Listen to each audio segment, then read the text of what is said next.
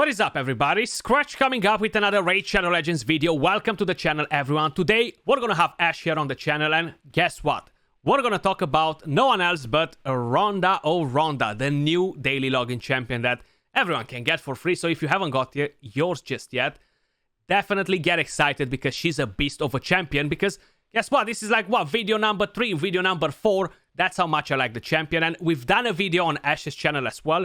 The best gear sets to use on this champion, kind of like the 5 strongest builds. Definitely head over and check them out. I will be leaving the link in the pinned comments. What's up, Ash? How you doing, buddy?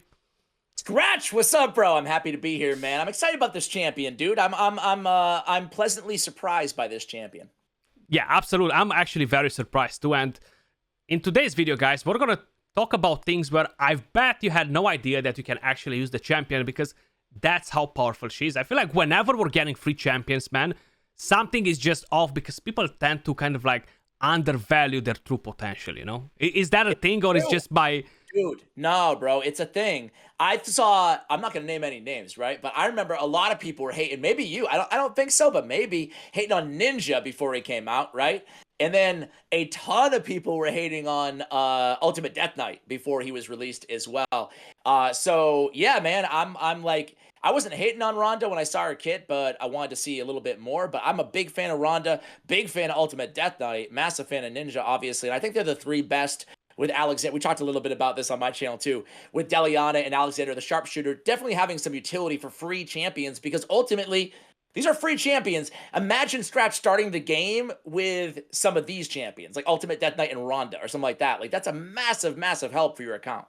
Absolutely, and it's actually been in such a close proximity, getting Ultimate Death Knight and now getting Ronda, you know, because they didn't really left a massive gap in between. So people that started a couple of months ago, they were lucky enough to be able to get Death Knight too, which is definitely awesome, awesome stuff.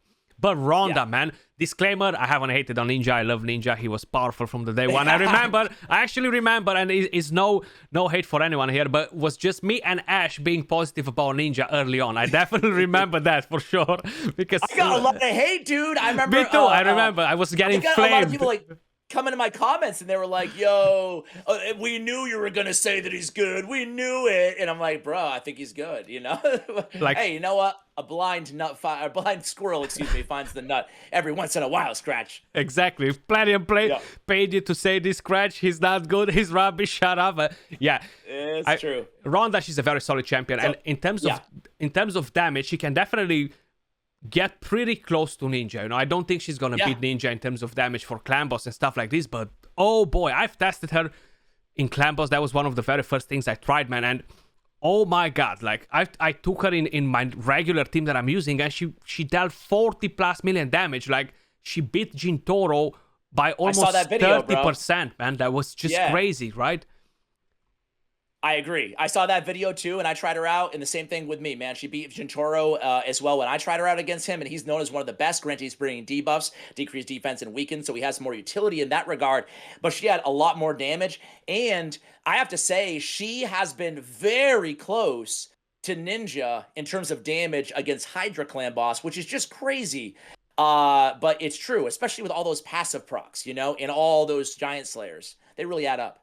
Absolutely. So Clan Boss, guys, is one place where you can definitely use the champion. If you're running an unkillable team, it's kind of like a no-brainer, especially if you're lacking the crazy champions and you're not really at the 1 key. Get her in your team, man. You're definitely not going to get disappointed by Ronda. How he mentioned, she is getting very close to Ninja's damage. I'm actually planning to do one of these crazy videos that I do where I test like 100 big boy champions, and it takes me the entire day to do that video where I'm testing her versus Ninja versus Turvol versus the rest. So stay on the lookout for that, because I'm going to compare them a bit to kind of like get a better idea. But she's definitely one of the very, very best damage dealers for Clan Boss in the entire game. So Clan Boss is definitely one place where you can use Ronda if you got her, regardless if you're newish to the game, mid-game, or end-game. Very, very strong. And champion. I like her with obviously Giant Slayer everywhere except for Arena personally. But I also like her in Relentless for either Hydra or regular Clan Boss if you have the gear. I don't really love her in Toxic. We talked a little bit about that on my channel too, but I see a lot of people commenting about it, you know? Yeah, absolutely. I totally agree with that. Like, for me, the 2 builds that I would make on her, if will be for Arena Savage. For any other content than Arena will be Relentless. If I don't have Relentless, I would probably go to some different sets. Like we had Retaliation, we had Lifesteal, which are very solid, and probably Toxic will be one of the last sets that I would prioritize on her. So yeah, you can have some fun with it, no doubt, because it does proc on that in your corner passive, but it's oftentimes if you don't have like really good gear, especially, you're just going to get more damage off of the other sets that you mentioned. So yeah, Hydra and Demon Lord, both the clan bosses, I love her in. Yeah, so talking about Hydra, another great place to use the champion.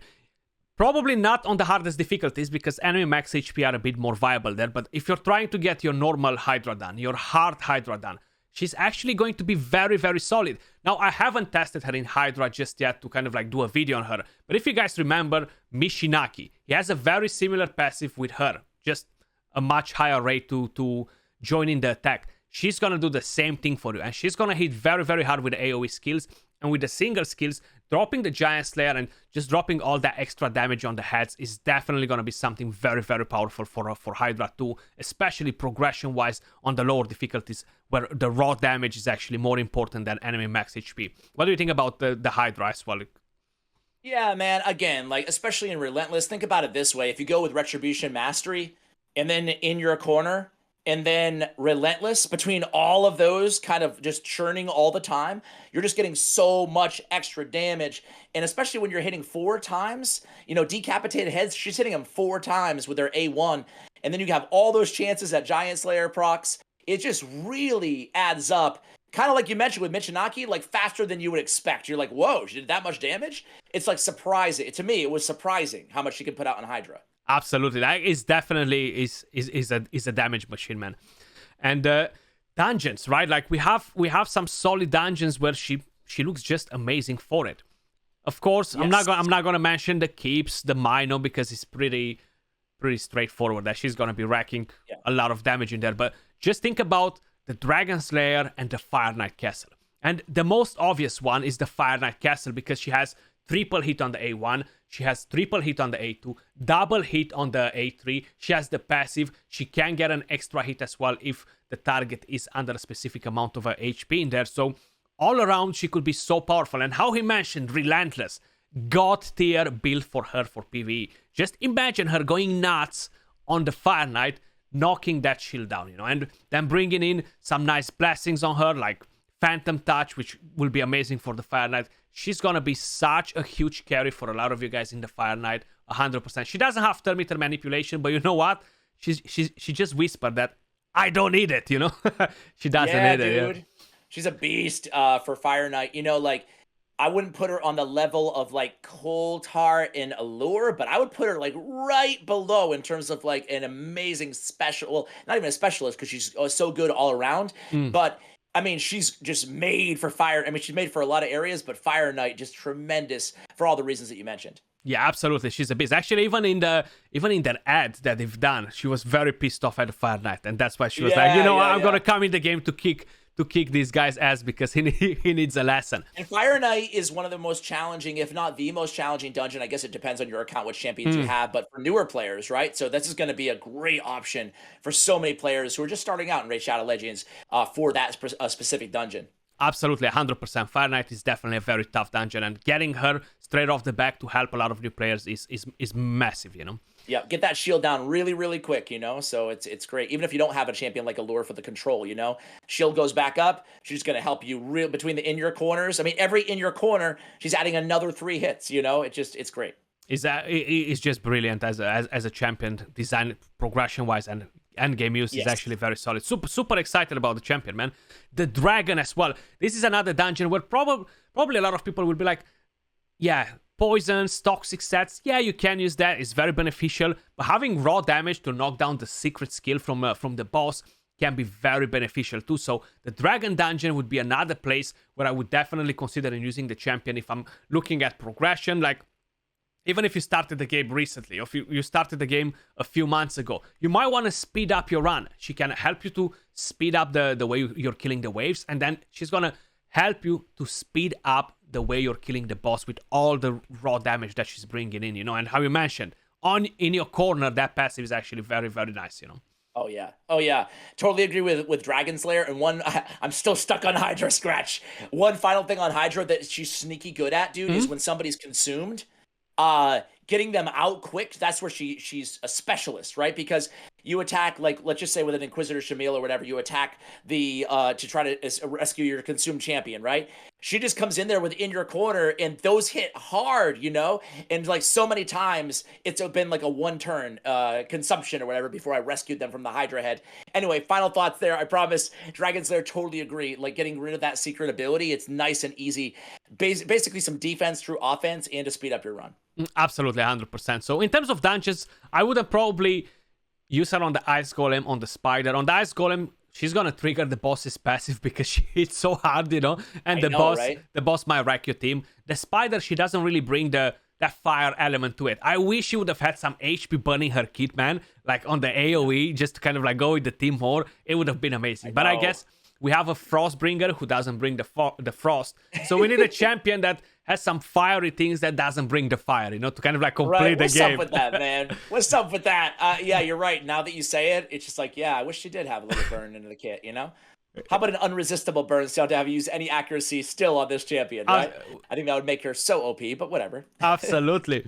Arena, man. Like, we have Classic Arena, which a lot of people might not be struggling that much there. Like, a lot of them will be like, well, I have nukers. I don't really need another nuker for Classic Arena.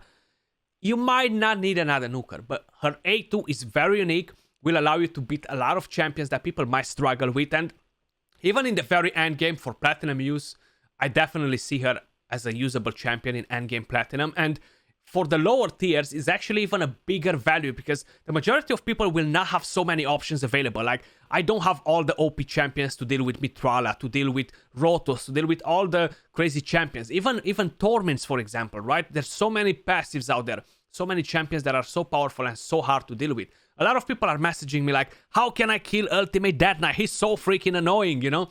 Well, she can actually help you because she can lock the passive. And a lot of things can be very, very beneficial for Arena. And I'm going to let you, Ash, to say a couple of things about Arena as well, see kind of like your thoughts. And then we're going to move over to Tag Team Arena, where I'm going to kind of like expand a bit on the idea of I have a nuker already, you know? Yeah, man. Like, I guess my thoughts on Arena would be, in addition to that A2, which is tremendous, the unresistible block passive skills. I mean, no one even has that other than playing 2 years, you know, to get Ramatu or whatever. So I feel like that's so valuable in niche situations. But I feel like it's also incredibly valuable to have her as an Arena nuker, as an upgrade from your starting champion for newer players that you don't have to book, right? So to use that A3, a double hitter that hits hard, you can use that, and I think it's an upgrade over the other starting champions for the Arena in Savage gear. And again, build her with Savage, go ahead and build up her masteries, get Helm Smasher, but you're not going to, again, you don't even need to book her because having it on a 4 or 5 cooldown is fairly irrelevant.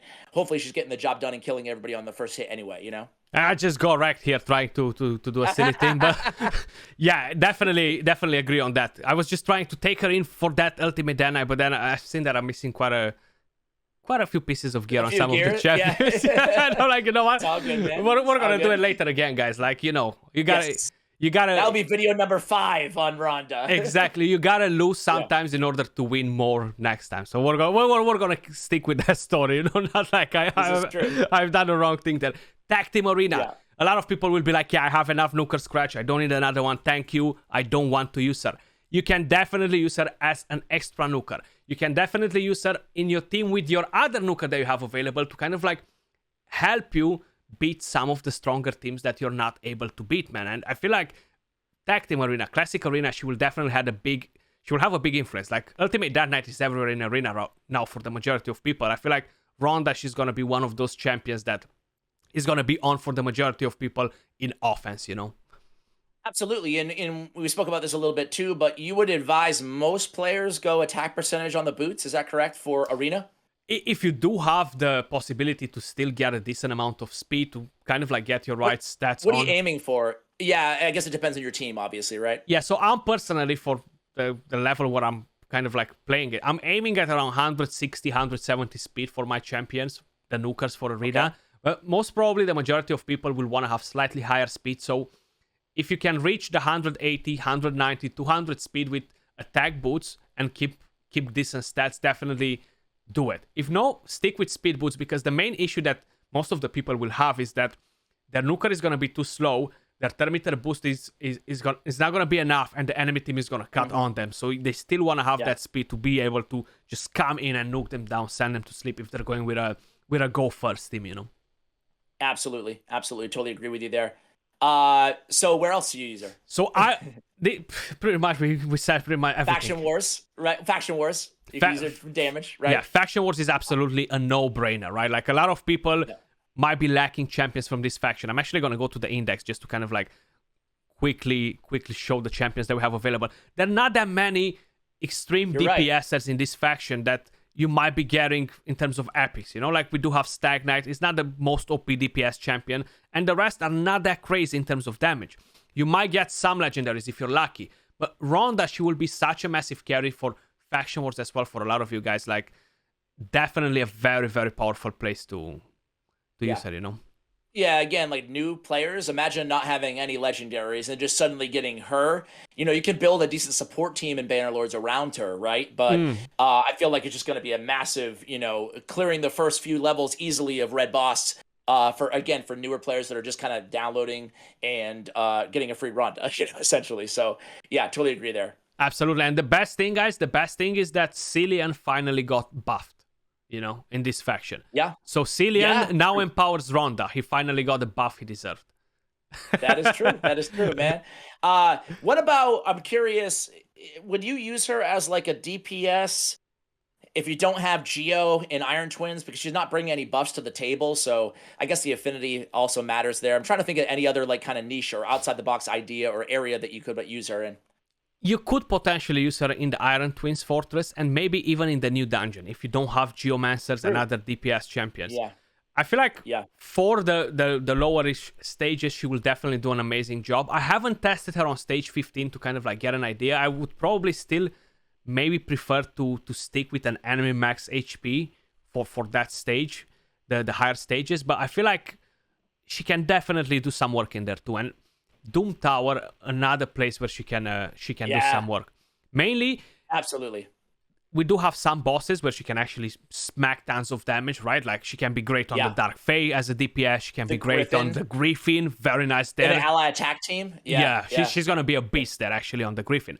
Then she can be pretty nice on the Magma Dragon too, just as extra DPS. But there are a lot of waves, guys. A lot of time I'm getting messages saying that, Skratch, how are you beating stage 103 because they're freaking 2 more to Macabs, or we have Rotos, we have Sifis. She will enable you guys to go and stop some of their passives and will make your runs easier on the waves, because a lot of people are far off from Ramantu, and she is the second champion in the game that has the ability to block a passive. Okay? So definitely another place where a lot of people will be getting tons of benefits out of the champion. Put her on a relentless in here, and she's gonna go nuts with that skill, man. Yep.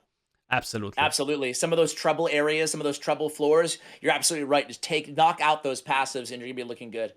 And I feel like even on the Eternal Dragon as another boss, as an idea, she could be pretty nice because of the passives and everything else. So all around, man, these are all the places where you guys could use Ronda, and I bet a lot of you guys didn't really thought about all these places, and a lot of people kind of like undervalue the champion. But go with confidence, guys. She is a top-notch champion, and you just won't regret building the champion. Hands down for it. Ash, a pleasure to have you on the channel, brother. If you want to add anything else, sorry to the whole conversation here. Nah, man, that's good. I'm a big fan of the champion as well. She might not be as endgame viable, maybe as Ninja, but she still is in several different situations that we talked about in this video, endgame viable, and just such a massive help, similar to Ultimate Death Knight, again, to so many players out there who are just kind of struggling for a damage option, especially people who missed out on Ninja, right? So again, we mentioned it, but like ally attack teams, like that's a lot of damage with all those Giant Slayers. First and foremost, make sure you focus on Giant Slayer, right, in PvE content, and you're going to be very, very happy with Ronda. Skratch, I'm very happy for getting to collab with you today, man. Thanks for having me on. Absolutely, guys. And I know I haven't really showed you any builds, masteries, and stuff, because all that, you're going to find it in Ash's video on his channel. So make sure you head over and check that out. Appreciate all of you guys watching. Much love, and I'll catch you all soon in the next one. Peace.